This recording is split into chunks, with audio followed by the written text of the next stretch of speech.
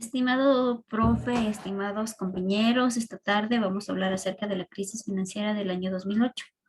La crisis financiera del año 2008 como inicios tuvo en el país de Norteamérica, ocasionando una recesión global de deudas soberanas de billones de dólares y repercutiendo a todo el mundo, ocasionando una crisis de liquidez.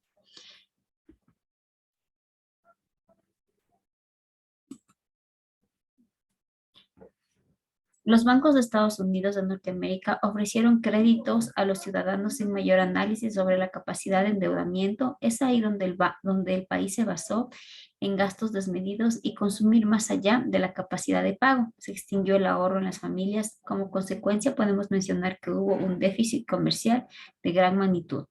Por estos acontecimientos se suscitará en el entonces el presidente Bush redujo las tasas de interés del 6 al 1%. Como podemos observar en la diapositiva, teníamos acceso a créditos hipotecarios sin verificar la respectiva capacidad de pago de las personas que querían hacer la inversión. Y lo que ocasionamos fue el desequilibrio y la inestabilidad macroeconómicas. Y la recesión fue a nivel global. Con el otorgamiento de los créditos hipotecarios, el presidente Bush los entregó al 1 y el 6%, por lo que se crearon millonadas, billonadas de créditos posteriormente de casas sin pago. Y el gran problema fue que aquí no se observó la capacidad de pago de cada una de las familias.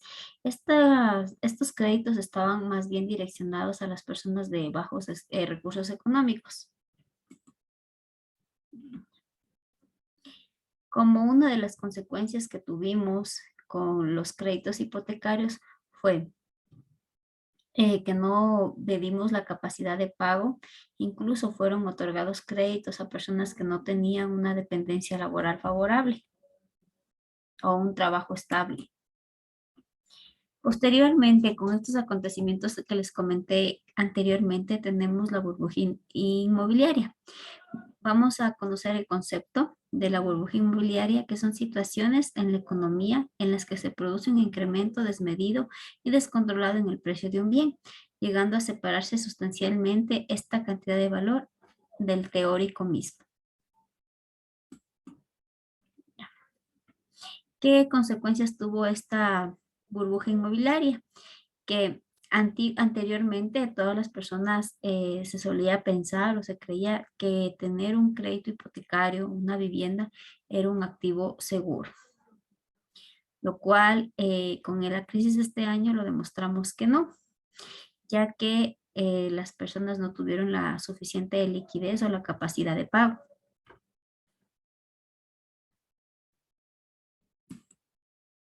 Ya.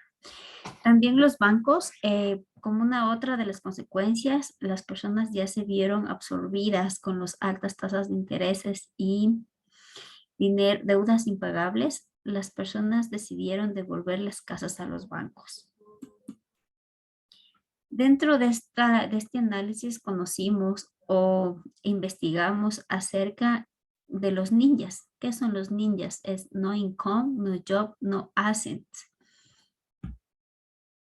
Son personas que no tienen recursos, no tienen trabajos y prácticamente a estas personas fueron que estuvo direccionado los, los créditos.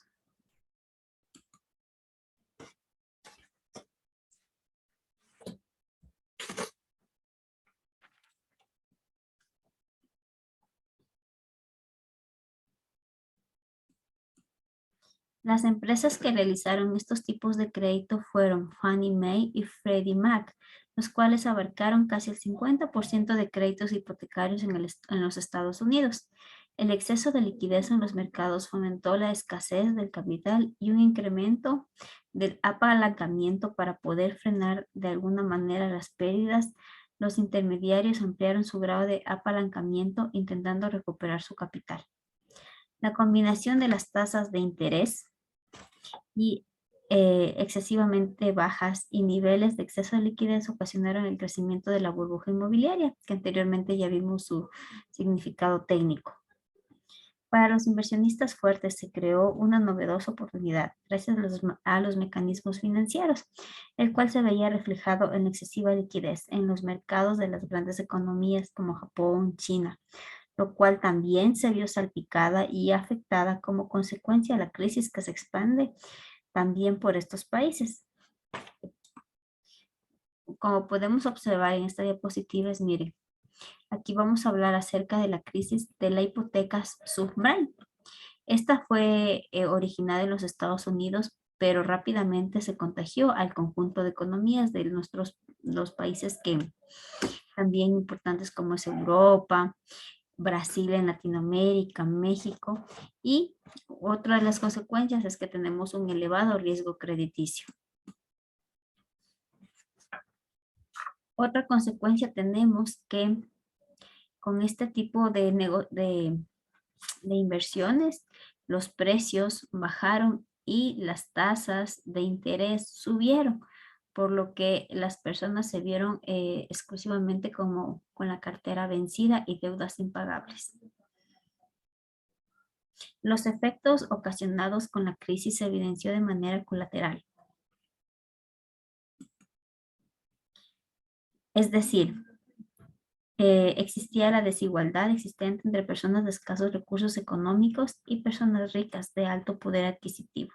La división o repartición de las riquezas marcaban una brecha abismal, que desembocaron en problemas sociales como son identificados como el desempleo, ahora caracterizado por la precarización de las condiciones laborales, la corrupción, violencia de género y la pobreza. Ante la problemática es inherente plantear un diagnóstico sobre cuándo contamos con cifras, las principales fuentes y la información que nos permitió realizar este análisis. Y como conclusiones tenemos que la crisis del 2008 se debe básicamente a los préstamos de alto riesgo que otorgó Estados Unidos a un sinnúmero de personas que tenían reducida capacidad de pago. Se generó el colapso de los precios de las viviendas, ocasionó una desaceleración de la economía y miles de millones de dólares en pérdidas bancarias. La crisis internacional económica generó la recesión global, el cual produjo problemas en los mercados financieros internacionales y golpeando severamente a las bolsas. El crecimiento de la economía mundial se volvió negativo. La caída del comercio mundial para el 2009 se veía entre un 10 y un 13%. El euro también se vio reflejado en la recesión del 2008 y como consecuencia de la crisis financiera, la demanda externa y el fuerte aumento del desempleo.